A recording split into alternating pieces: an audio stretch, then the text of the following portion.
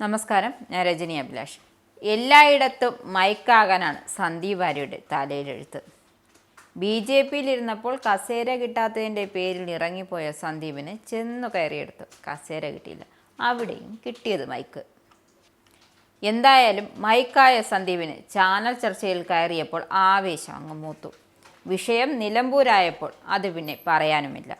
അങ്ങനെ ചാനൽ ചർച്ചയിൽ കയറിയിരുന്ന് അലക്ക് തുടങ്ങിയപ്പോഴാണ് ചെയ്യാനൊന്നുമില്ലാതായതോടെ വിഷയദാരിദ്ര്യം മറയ്ക്കാനായി BJP ഭൗതിക വിഭാഗം ചുമതലക്കാരനും കഴിഞ്ഞ നിയമസഭാ തിരഞ്ഞെടുപ്പിലെ തൃത്താത്തല സ്ഥാനാർത്ഥിയുമായിരുന്ന ശങ്കു ടി ദാസിൻ്റെ മണ്ടയ്ക്ക് കയറിയത്. സന്ദീപിൻ്റെ കൂടുമാറ്റത്തിന് ശേഷം ചാനൽ ചർച്ചകൾ ഇരുവരും പരസ്പരം ഏറ്റുമുട്ടുന്നത് പതിവാണ്.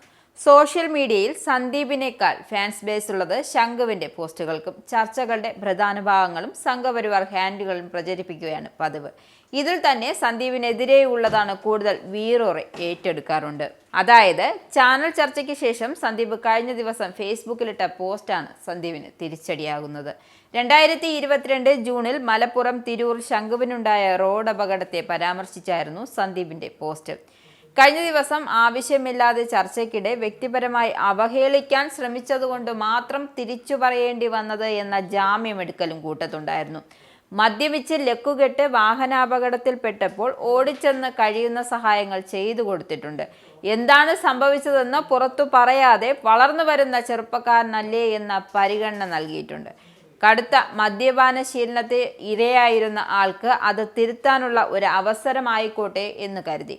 അത്രമാത്രം. മിത്രങ്ങളോടാണ് വെറുതെ ചൊറിയാൻ വരരുത്, നിങ്ങളെ കൊണ്ട് കൂട്ടിയാൽ കൂടില്ല എന്നതായിരുന്നു സന്ദീപിൻ്റെ പോസ്റ്റ്.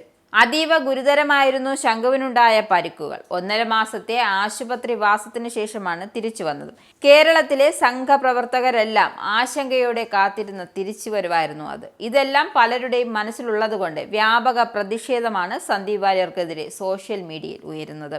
ഒപ്പം പനിയായി അവധിയെടുത്ത് വീട്ടിലിരുന്ന ശംഖുവിനെ തൻ്റെ ഒരു ആവശ്യത്തിനായി അന്ന് സന്ദീപാണ് ഓഫീസിലേക്ക് പറഞ്ഞയച്ചത് എന്നും ഓർത്തെടുത്ത് പലരും ഇക്കാര്യത്തിൽ ദുരൂഹത ആരോപിക്കുന്നുണ്ട്. മാതൃഭൂമി ചാനൽ തനിക്കെതിരെ വന്ന വാർത്തയ്ക്കെതിരെ നോട്ടീസ് അയക്കാനാണ് സന്ദീപ് അന്ന് ശംഖുവിനെ നിയോഗിച്ചത്. സന്ദീപ് വാര്യരുടെ സഹപ്രവർത്തകരായിരുന്ന BJP RSS പ്രവർത്തകരും ശ്രീജിത്ത് വാര്യർ അടക്കം സോഷ്യൽ മീഡിയ ഇൻഫ്ലുവൻസേഴ്സും വലിയ വിമർശനം ഉന്നയിക്കുന്നുണ്ട്. ഇവരുടെയെല്ലാം പോസ്റ്റുകൾ ഷെയർ ചെയ്തവരും പലരും പ്രതിഷേധം അറിയിക്കുകയും ചെയ്യുന്നു. BJP-യിലായിരിക്കെ സന്ദീപിനെതിരെ ഉയർന്നിട്ടുള്ള ചില ആരോപണങ്ങൾ ഓർമ്മിപ്പിച്ചുകൊണ്ട് മുനവെച്ച വെല്ലുവിളികളും പലരും പരസ്യമായി ഉന്നയിക്കുന്നുണ്ട്.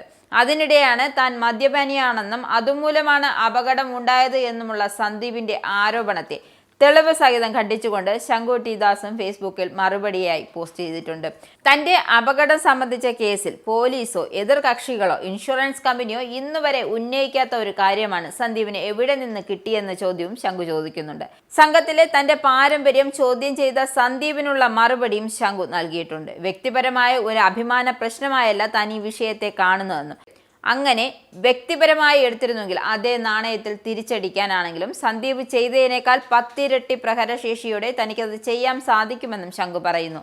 സന്ദീപിൻ്റെ 3-4 കേസുകൾ കൈകാര്യം ചെയ്ത ഒരു അഭിഭാഷകൻ എന്ന നിലയിൽ അത് തനിക്ക് യാതൊരു പ്രയാസവുമില്ല എന്ന് ഊഹിക്കാവുന്നതല്ലേ എന്ന താക്കീതും സന്ദീപിന് ശങ്കു നൽകി.